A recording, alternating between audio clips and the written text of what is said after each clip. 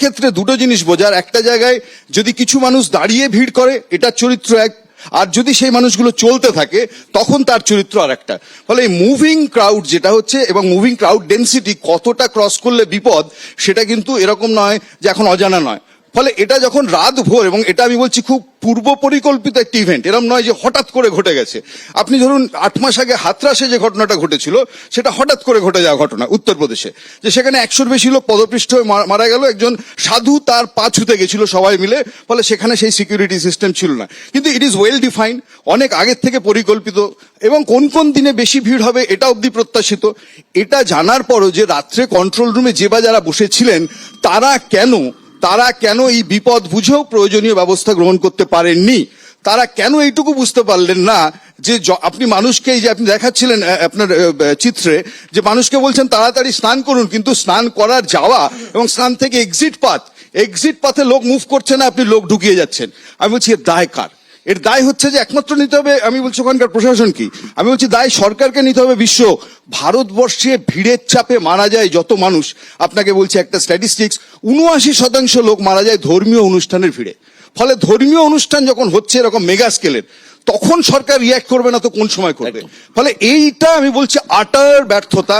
আমি বলছি যারা নিজেদেরকে ডাবল ইঞ্জিন ট্রিপল ইঞ্জিন বলেন, যে হিন্দুত্বের পোস্টার বয় যারা, তাদের রাজ্যে যদি এই ঘটনা ঘটে, আমি বলবো যে কি বিজ্ঞাপন চলছে, আমি বলছি অরাজকতার, আমি বলছি গভর্নেন্সে, সেটা কিন্তু কুম্ভ মেলা চোখে আঙুল দিয়ে দেখিয়ে দিল। একদমই তাই। কারণ এত বড় একটা ভিড়, এত প্রচার, কোটি কোটি মানুষ আসছেন, এবং যেখানে ধরা হয়েছে যে কুম্ভমেলা থেকে যদি একজন মানুষ 5,000 টাকা করে খরচা করেন, তাহলে নাকি 2 লক্ষ কোটি টাকা ইনকাম হবে।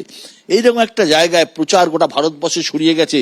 যোগী আদিত্যনাথ প্রত্যেকটা রাজ্যের মুখ্যমন্ত্রী, পশ্চিমবঙ্গের বিধানসভার স্পিকার প্রত্যেককে পার্সোনালি নিমন্ত্রণ করেছেন আসার জন্য। দেশ জুড়ে এই প্রচার, তার ফলে সাধারণ মানুষের একটা তো প্রভাব থাকেই।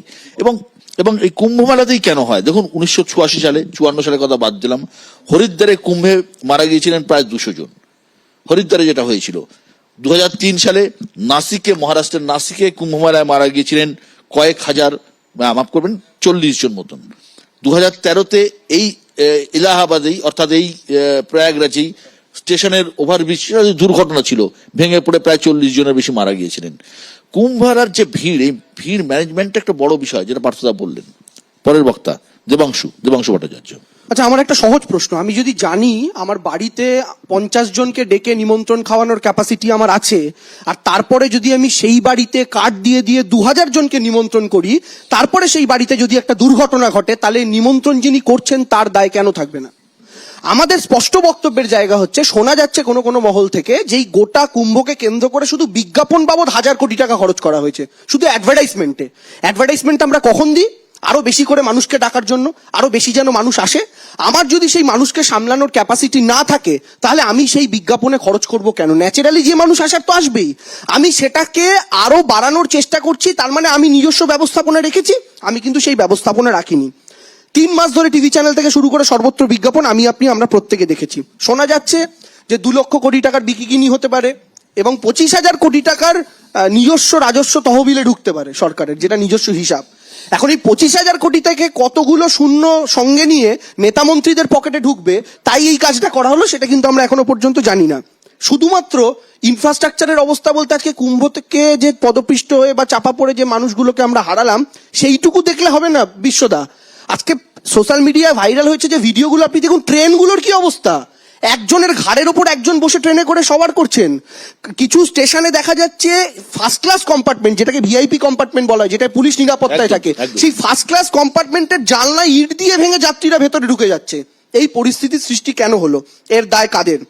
আরেকটা কথা, এই ঘটনা ঘটার পর ওখানকার যিনি এসএসপি রাজেশ দ্বিবেদী, তার যখন প্রতিক্রিয়া চাওয়া হলো কয়েক ঘন্টার মধ্যে, তিনি বললেন ইয়ে সব আফবাহ হ্যায়, প্রচার, রটনা, কোনো মানুষের মৃত্যু হয়নি, একটা আঁচড়ও পর্যন্ত লাগেনি, শুধু একটু হুড়োহুড়ি হয়েছিল।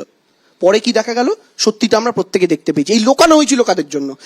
এখনো পর্যন্ত লোকানো হচ্ছে কাদের জন্য? সংখ্যাটাকে 30-এ আটকে রাখা হয়েছে কেন? একটা জায়গার তো বলা হচ্ছে, আরেকটা জায়গায় পদপিষ্ট হয়ে মারা গেছে, সেখানে টোটাল সংখ্যা যোগ করলে 100-150 ক্রস করে যাবে, কিন্তু সরকার ইচ্ছাকৃতভাবে লোকানো হচ্ছে। এখানে কারণটা কি?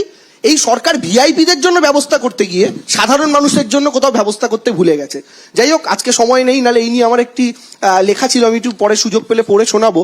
এই যে ভিআইপিদের জন্য ব্যবস্থা করতে গিয়ে সাধারণ মানুষরা মারা গেল, তো যোগী আদিত্যনাথের কাছে কি ভিআইপি হিন্দুদের গুরুত্ব আলাদা, গরিব হিন্দুর গুরুত্ব আলাদা?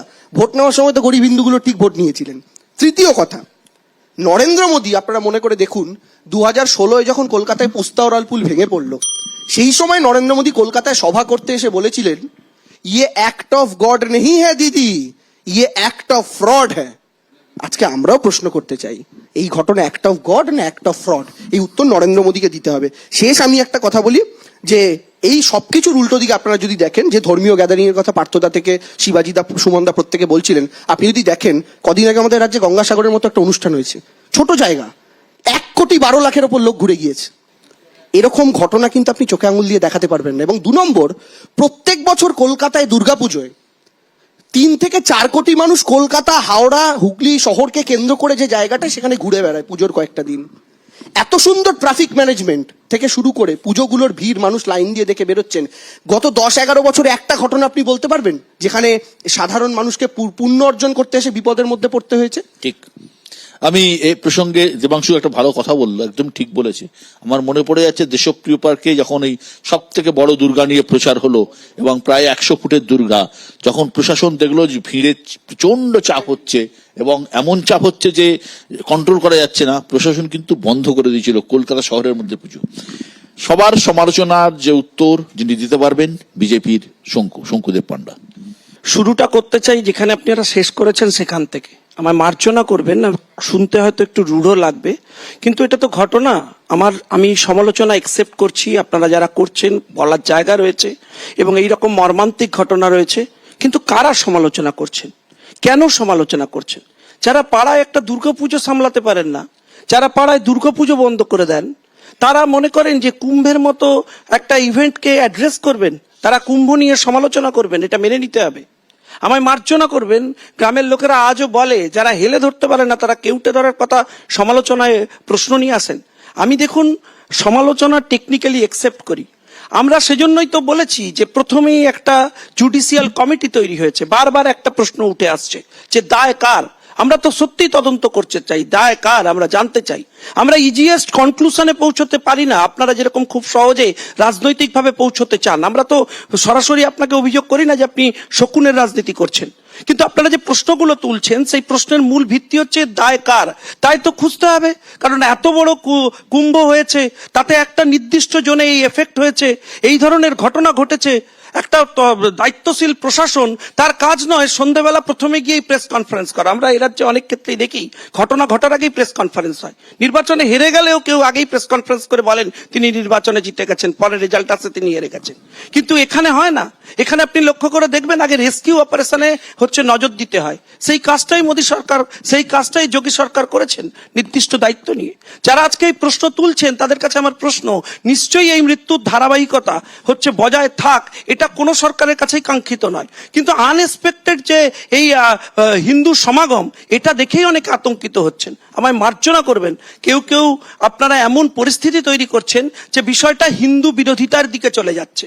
আমায় মার্জনা করবেন, আপনার নিজস্ব রাজনৈতিক ভাবনা থাকতে পারে, কিন্তু কুম্ভের বিরোধিতা করবার জন্য যেভাবে কোমর বেঁধে আপনারা নেমেছেন, আমি তার তীব্র বিরোধিতা করছি, এবং এটা সরাসরি হিন্দু বিরোধিতার দিকে ইন্ডিকেট করছে। ফলে আমি অনুরোধ করব যে প্রশাসনিক জায়গায় আপনারা নিশ্চয়ই আপনাদের অভিমত রাখতে পারেন, আপনারা সে বিষয় নিয়ে একাধিকবার আলোচনা করতে পারেন, সেটা নিয়ে তদন্ত হতে পারে, তার রিপোর্ট পর্যন্ত ওয়েট করতে হতে পারে। কিন্তু এই বিষয়ের ভেতর যে কোনো সাবোতাজ নেই, নির্দিষ্ট জনে কেউ করেনি। আপনারা লক্ষ্য করে দেখবেন, আমি টেকনিক্যাল ড্রোন হতে পারে, সিসি ক্যামেরা হতে পারে, এসবের কথা বাদ দিন, কিন্তু দেখুন প্রশাসন রাত্রিবেলা সজাগ ছিলেন। রাত 1টা থেকে লোককে বলেছেন আপনারা স্নান করে নিন, আগে যান, যাতে পরবর্তী জায়গা ফাঁকা হয়ে যায়। তারপরেও আপনি দেখুন হিন্দুত্বের বিশ্বাসকে আপনারা আটকাতে পারছেন না। এত সমালোচনা করছেন, এত ঘটনা ঘটেছে, সরকার কোমর বেঁধে পাশে রয়েছে, তবুও পৃথিবীর সব থেকে হিন্দুত্বের জমায়েতকে আপনারা আটকাতে পারেননি। কারণ পরের দিন বুঝিনি হিন্দুরা কোমর বেঁধে নেমেছেন এবং তার প্রতিবাদ তারাই জনসংখ্যা আরো বাড়িয়ে প্রমাণ করেছেন। ফলে যারা সমালোচনা করছেন তারা রাজনৈতিক সমালোচনা ছেড়ে, শকুনের আলোচনা ছেড়ে, যেটা আপনাদের কাছ থেকে শেখা, এসব আলোচনা বন্ধ করে হিন্দুত্বের এই মহান উৎসবে সামিল হন। নিশ্চয়ই আগামী দিনে চেষ্টা করতে হবে যাতে এটুকু দুর্ঘটনা আর না ঘটে। এত বড় মেলা, যেখানে এত প্রচার, কোটি কোটি লোকের সমাগম, সেখানে তো সরকারের একটা দায়িত্ব থাকবে যে কিভাবে আমি এটাকে ম্যানেজ করব, ভিড়কে কন্ট্রোল করব, মানুষকে কন্ট্রোল করব। যে মারা গেছে সেও হিন্দু, যে আহত সেও হিন্দু।